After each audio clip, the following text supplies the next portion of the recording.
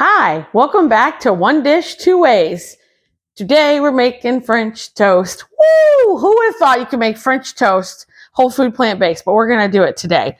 But we're going to start with our syrup, fruit compote, whatever you want to call it. This is blueberries from the store, and the only ingredient is blueberries. This is from Sam's Club, our local Sam's Club. So did you get that? Okay. So I'm excited about this because I love berries on French toast, pancakes, all waffles, all the things. So this is our simmer burner because we don't need to go high heat on anything. So there's nothing else in there. We're just going to let these slowly cook down and they're just going to thicken on their own. You don't need to do anything else. So I've got them on about a 5 and Joe can watch it for me while I come over here and start the French toast. So what I started with is a loaf of, we decided to go sourdough bread today because our local Great Harvest, and I think that's around the country bakery, they make an oil-free sourdough bread. So we thought this would be our bread for the French toast. But I'm going to be honest with you, we have made it with tons of bread before. If you've got cinnamon bread, if you've got challah bread, we've even done hot dog buns before that need to be finished up. So whatever you've got, you can make your custard to go on there. I've got my griddle over here and it is preheating. So we're good to go.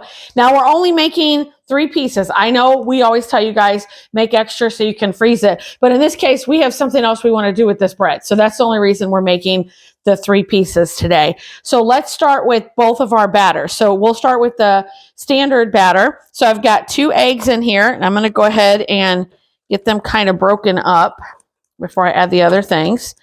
We've got 1 cup of milk. And we're going to add, let me just stir this a little bit and then we'll move to mine because other than that, everything else is going to be the same. So then here's for mine. So I've got in here what we call a flax egg. So I've taken flax meal that's already been ground up. You add 1 tablespoon to 3 tablespoons of water. I will have the recipe in the comments, but if you ever buy the flax meal, it tells you how to do the egg replacer. Now, when I say egg replacer, this is obviously not going to replace if you want scrambled eggs.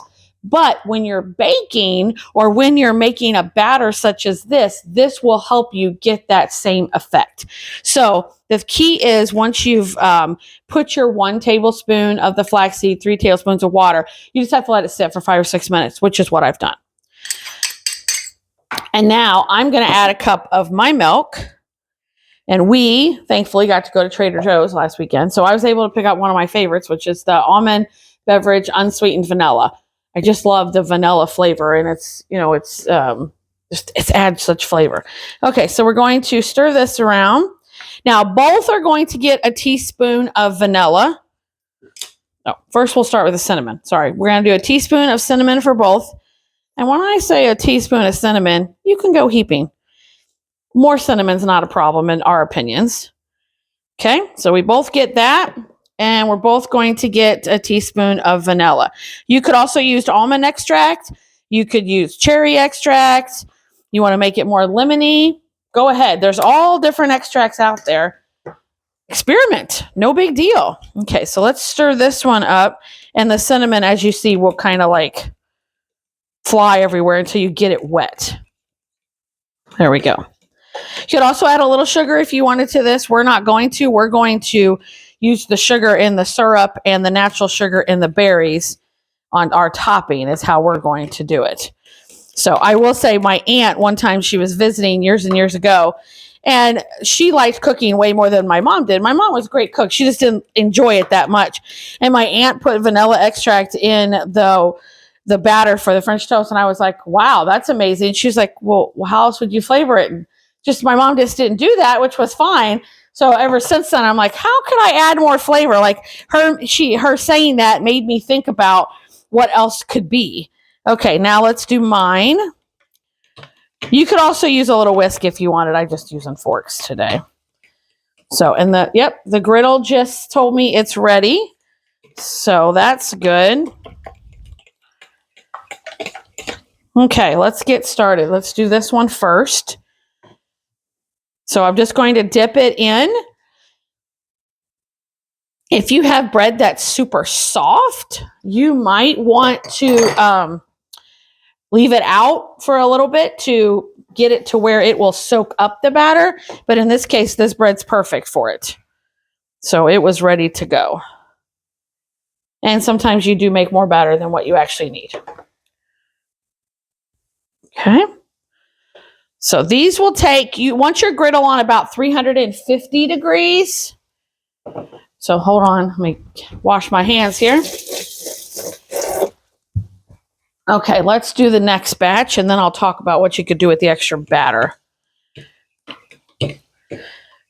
So yeah, the griddle is on about 350 degrees. You could hear, hopefully you could hear the little bit of sizzle that happened once I stuck that on there. If your griddle's not hot enough, then you're just gonna, it's never really gonna heat up. So you need to make sure it's ready to go when you do it. So usually it takes 5 or 6 minutes. Okay. And now that, like, see, I didn't cut that very good. That's why the pieces aren't exactly perfect. Okay. And then here's the last piece for me. You could save these batters and make more French toast tomorrow. You wouldn't want to like scramble this up because then you're just going to have cinnamon eggs. And I don't think many people like cinnamon eggs. So, or you could make more. I might decide after we make these 3, go ahead and use some more of this bread. But at this point, I'm just going to set this aside. Joe's stirring our berries right now. There we go. Okay. So more things about French toast.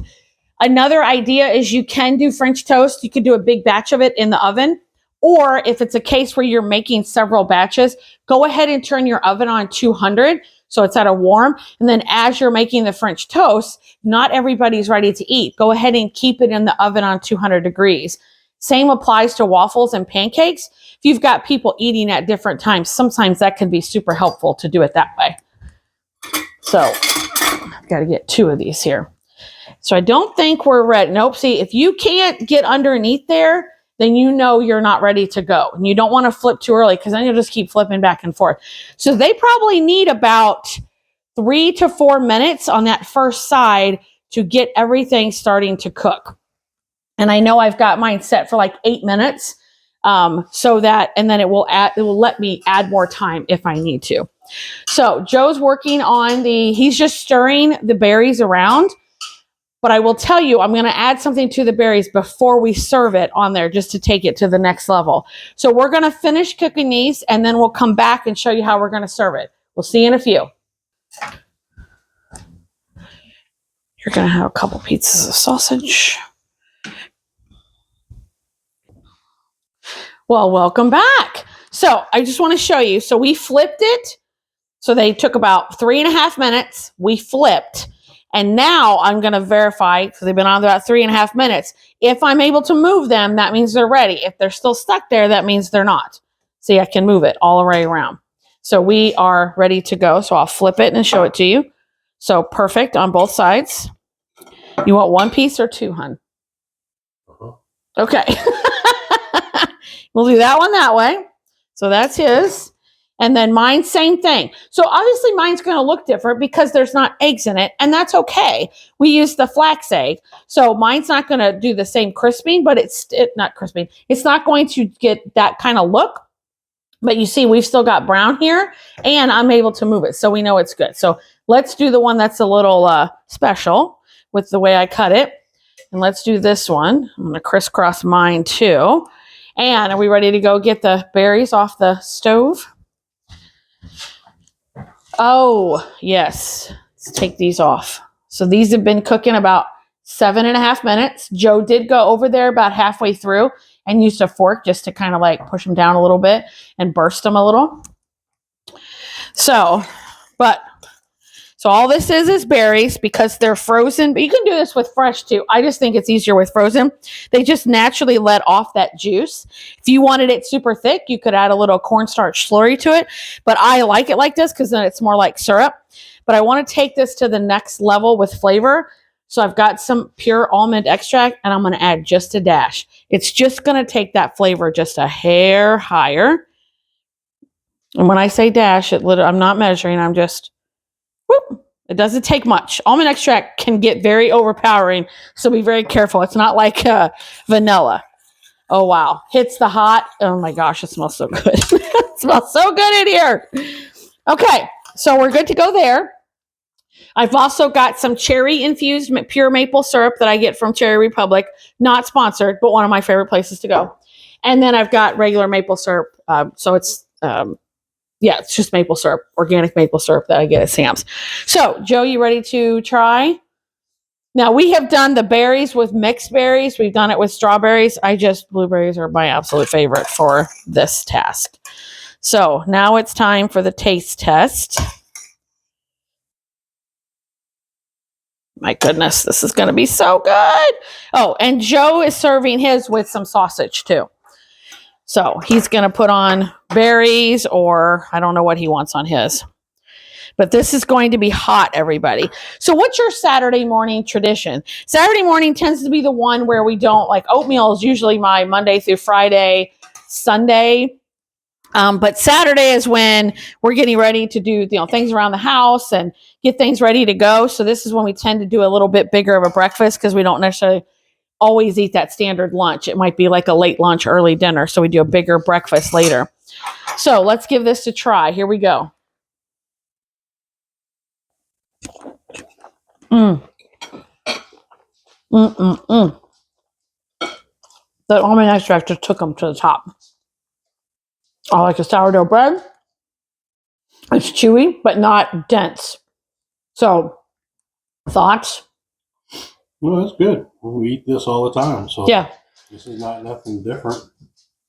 But something I can definitely go to. Yeah, and it's easy and quick in a lot of ways. Yes, it is. And then like I said, sometimes we make extra batches and freeze it. Just today's not the day because we've got other things over there. Another option to do with your leftover batter is you could make a bread pudding.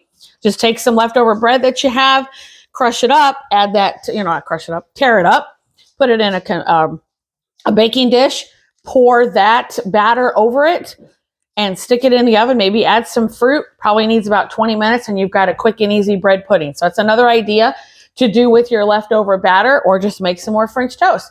So let us know in the comments, what are you eating for breakfast today? Even better, give us a picture. If you can like and subscribe, we'd appreciate it. Have a great week, and we'll see you next week on One Dish, Two Ways.